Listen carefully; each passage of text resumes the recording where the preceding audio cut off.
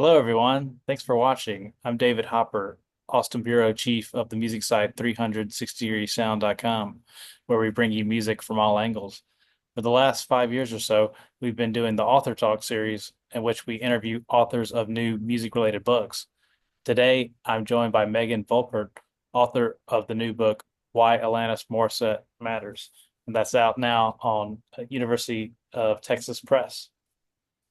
Megan has written numerous books on popular culture, including two Lambda Literary Award finalists and an American Library Association honoree. She is the author of Straight into Darkness, Tom Petty is a Rock Mystic, and she teaches at Kennesaw State and Reinhardt Universities. Megan, thanks for joining 360sound.com. Super happy to be here, David. Yeah.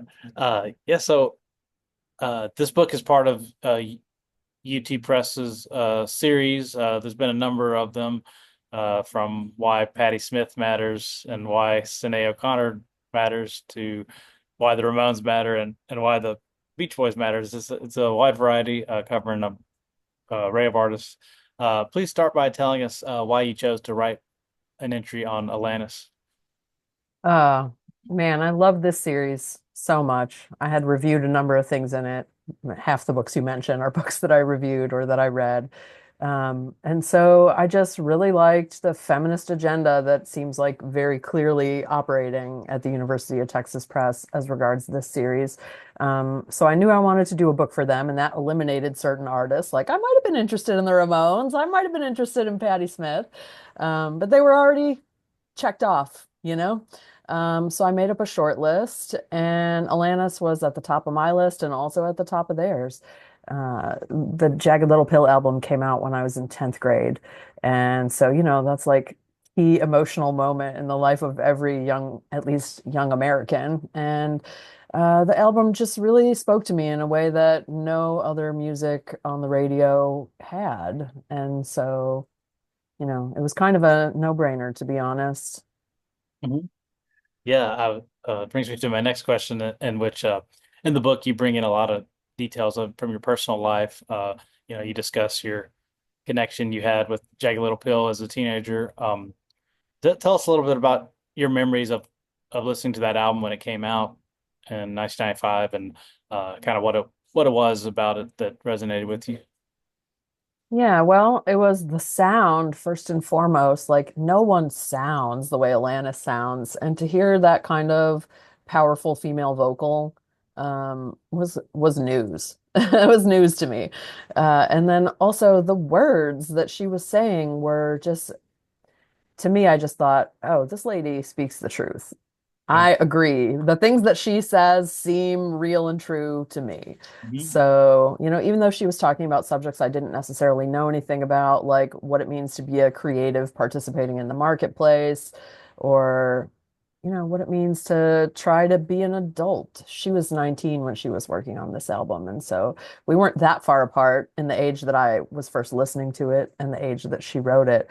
But she was just a little more mature in terms of like romance and business. And so she was a great advance team for me when I was a 10th grader. Yeah. Um, yeah, and what were you, like you said, she was discussing some things that you maybe didn't fully grasp in the 10th grade, but I guess when you when you go back to this album, years, I guess it's almost 30 years later now. Kind of what are some things about it that are revealed to you that maybe weren't evident to you when you first heard it? Well, something you can't know when you're 15 is how right you are when you are 15. When you don't really have any resources and you haven't really seen any of the world, it's hard to be um, firm in your conviction, Or, I mean, I guess most 15-year-olds are pretty fundamentalist in nature. Everything seems black and white. And so they act like very certain of themselves, but they don't know. Deep, deep down, they don't know. But now in my early 40s, I have to say, looking back on my 15-year-old self, she really was equipped with everything that she needed as far as truth telling and authenticity and self-awareness. It was all there at the time. And so mainly when I go back and listen to that album, it just reminds me of, that I was onto something from the start. Hmm. Yeah. Awesome. There were six singles released from the album, and they, as far as I can remember, they were all huge alt rock radio hits at the time, which is really remarkable. I can't think of any album, not only from that era, but maybe of all time that had so many hit singles, like basically half the album, and I guess that explains why it's one of the best selling records ever at I think over 33 million sold. But anyway, you write in the book that you learn the second single is the theme and anchoring message of the album. I wonder if you could tell us a little bit about why that is. Yeah, I didn't know that at 15. You Yeah. know, it's more subdued Yeah. than a lot of the other tracks. But what really flipped the switch for me was going to see the Broadway musical, Jagged Little Pill, in New York. My wife and I were lucky enough to go and see it, just like 6 weeks before COVID shut down all of Broadway. So we got in, we saw the show, it was amazing. And You Live, You Learn is really the anchor to the Broadway musical. And so then I dug into things that Alanis had said about working on that show, things that the director had said, that Diablo Cody, who wrote the book for the musical, had said. And everybody was just super clear that the real message of Jagged Little Pill is that you live and that's how you learn, you Mm, know? And so seeing its position front and center in the resolution of the conflicts in the show caused me to like really approach it with a fresh ear when I was looking back on analysis of the album. hmm Yeah, I think probably my personal favorite of the singles was Head Over Feet.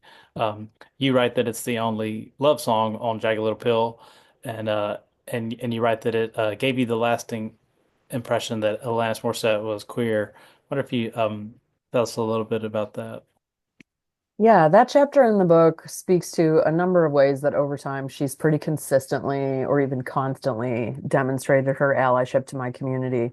Um, the Starting with the lyrics to the song, she doesn't use any particular pronouns, which is a time-honored trick, amongst musicians who are still in the closet, but also it just left me free as a listener to imagine who I was as the speaker and who I would be speaking to with these particular song lyrics. And so there's a freedom there that's not locked into some like heteronormative assumption on the part of the songwriter. And so that's, the first kind of tip off. But then over time, like going back to look at her videos, now that I've taught a couple of film studies classes and taken a whole bunch of film studies classes in graduate school, I can say like there's some definite use of techniques in those, the multiplicity of personas, starting with Jagged Little Pill, but even in subsequent records and music videos that she's done for those.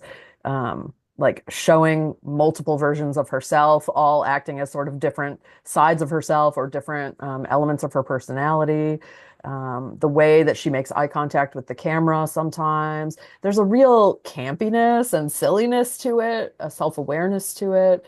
And just a lot of the techniques that she uses are leaving space, deliberately leaving space. And then there's also the way that she has changed some lines over time in a sort of jokey way. Like in Ironic, for example, she'll say like meeting the man of my dreams and then meeting his beautiful husband. That's not on the album, but fans go wild at shows when she says that. And so, they stuck it in the musical version, and she does that all the time now, and she loves it. She says that that is also true to her experience, Mhm. falling in love with gay men. And so she knows that we're out there in her audience and she appreciates us and respects us enough to give us the space. Mhm. Great. Thank you for that.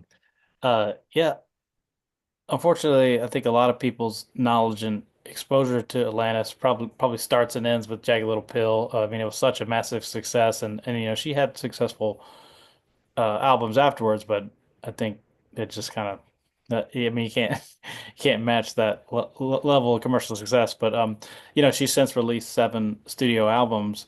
For someone who wants to check out the music that followed, I guess which album would you recommend as a starting point and why?